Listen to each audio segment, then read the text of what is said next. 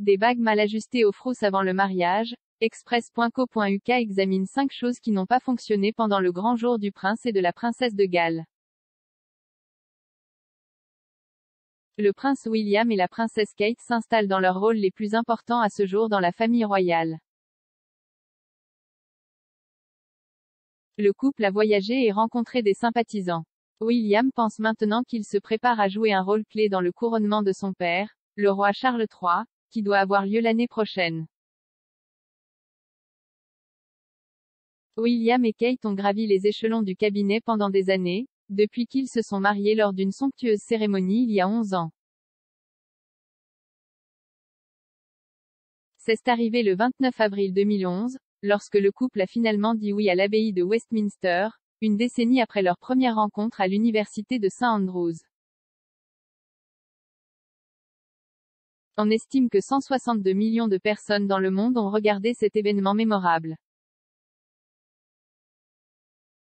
Même si cela ressemblait à un mariage de conte de fées, il y a eu un certain nombre de ratés le grand jour. Le futur roi était naturellement débordant de nerfs avant le mariage et avait du mal à dormir, ne réussissant à fermer les yeux que environ 30 minutes la veille du grand jour. Avant de dire oui, William avait admis aux journalistes qu'il n'était pas nerveux à propos d'une chose en particulier, mais de l'ensemble. Il a ajouté: « Je disais à tout le monde que j'avais fait la répétition l'autre jour et mes genoux ont commencé à taper assez nerveusement.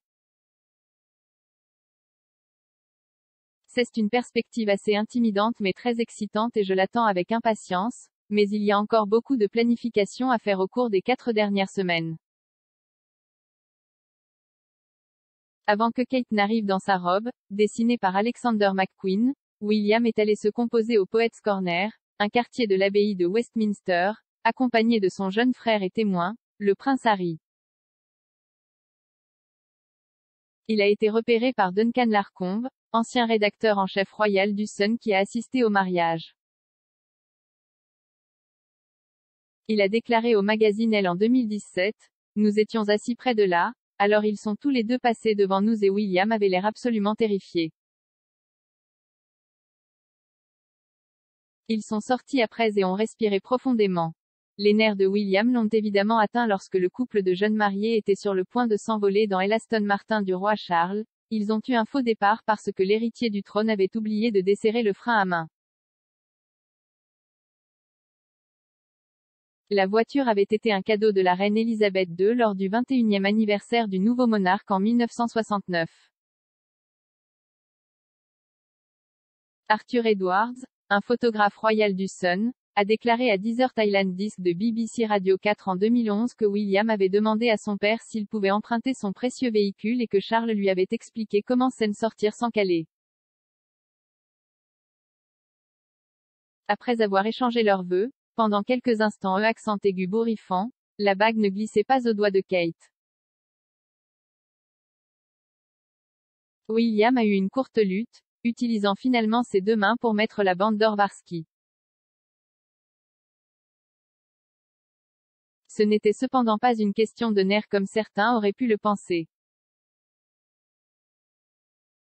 En fait, Kate avait délibérément fait modifier la bague car elle avait perdu du poids pendant la préparation du mariage, elle l'avait donc changée pour s'assurer qu'elle ne glisse à aucun moment de la cérémonie. Cependant, elle l'avait fait trop petit par erreur. Kate a également fait redimensionner sa bague de fiançailles en saphir, qui avait déjà été donnée à la princesse Diana par le roi Charles. Cathy Nicholl, correspondante royale de Vanity Fair, a déclaré en 2011 qu'une initiée lui avait dit, « Kate a demandé à Swarovski, qui a fabriqué la bague, de la réduire d'une taille pour qu'elle ne glisse pas.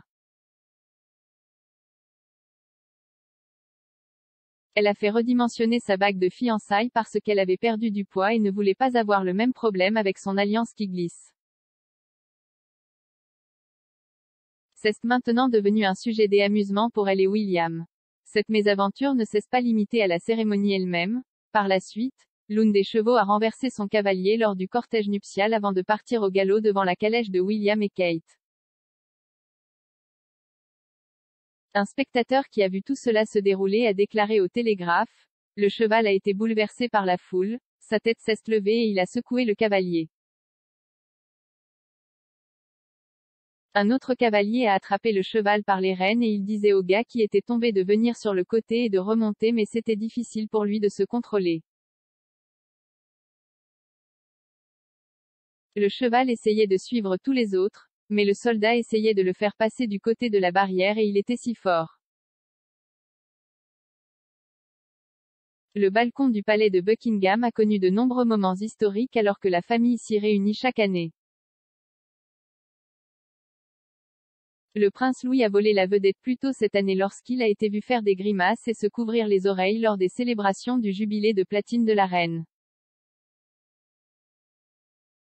De même, lorsque Kate et William se sont rendus sur le balcon pour partager leur premier baiser, Grace Van Cutsem, la demoiselle d'honneur alors âgée de 3 ans, a été vue en train de se couvrir les oreilles alors que la foule éclatait en applaudissements et en applaudissements.